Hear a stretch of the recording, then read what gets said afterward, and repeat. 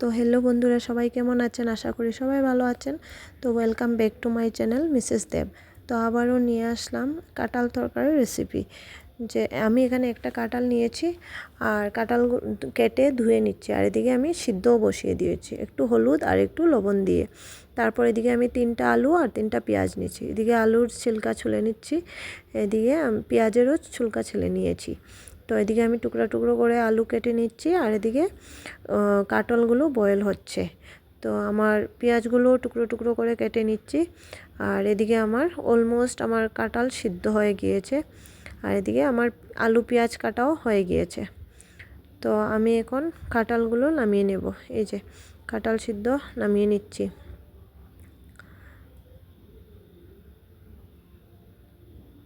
তো আমি এদিকে কাঁঠাল সিদ্ধ নামানোর পর আমি এদিকে একটু আদা রসুন আর পেঁয়াজ পেস্ট করে নিয়েছি। এদিকে এই যে পেস্ট করে নিয়ে আমি এদিকে কড়াই বসিয়ে দিলাম। তো কড়াই আমার গরম হয়ে গিয়েছে, তো একটু তেল ছেড়ে দিলাম আলু ভাজার জন্য। এই যে আলুগুলোও ছেড়ে দিলাম। তো আমি এই যে বসিয়ে দিচ্ছি আলু ভাজার জন্য। আলু ভাজা আমার অলমোস্ট হয়ে গেছে। এই যে আমি এখন আলু নামিয়ে নেব। আলুগুলো নামানোর পর আমি এই আলু ভাজার কড়াইয়েই তেল দিয়ে দিচ্ছি। এই যে তেল দিয়ে দিলাম। তো আমার তেলও গরম হয়ে গিয়েছে। তো আমি ফোড়নের জন্য নিয়েছি আস্তা লঙ্কা, তারপর দারচিনি, এলাচ, গোলমরিচ, তেজপাতা,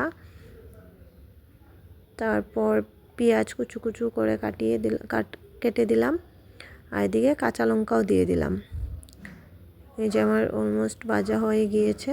তো আমি এটার মধ্যে গুঁড়ো মশলা ঢেলে দিচ্ছি। এই যে 1 চামচ জিরের গুঁড়ো, 1 চামচ হলুদের গুঁড়ো, 1 চামচ ধনের গুঁড়ো আর 1 চামচ লঙ্কা গুঁড়ো। এগুলো আমি সব মিশিয়ে নিচ্ছি। এই যে এখানে দিয়ে দেবো আদা বাটা, পেঁয়াজ বাটা, রসুন বাটা। এই যে তো এগুলো নিয়ে ভেজে নিচ্ছি। একটু সামান্য জল দিয়ে দেব। এই যে একটু জল দিয়ে দিলাম। তো এই যে আমার ভাজা হয়ে গেছে, মশলা তেল ছেড়ে দিয়েছে মশলাগুলো। এখন আমি বড় বড় টুকরো টুকরো পেঁয়াজগুলো ছেড়ে দিচ্ছি।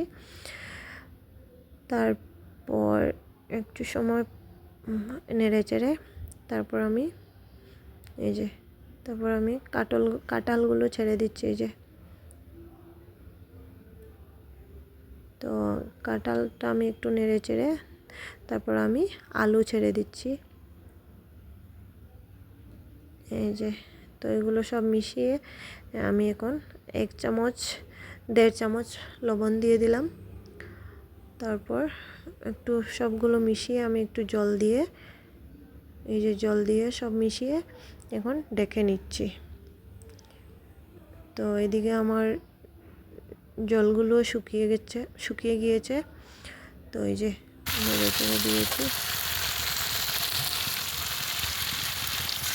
এখন তরকারির মধ্যে ঝোল দেবো। তো আমি একটু আজকে শুকনোই বানিয়েছি। অন্যদিন আমি ঝোল দিই, কিন্তু আজকে আমি শুকনো করেই বানিয়েছি। এই যে তো অলমোস্ট আমার কাঁঠাল হয়ে গিয়েছে। এই যে সিদ্ধ হয়ে গিয়েছে। তো আমি এখন একটু ঘি দিয়ে দিলাম এখানে সেন্টের জন্য। তো ভালো লাগলে বন্ধুরা অবশ্যই লাইক করবেন, শেয়ার করবেন, কমেন্ট করতে ভুলবেন না, আর অবশ্যই সাবস্ক্রাইব করবেন।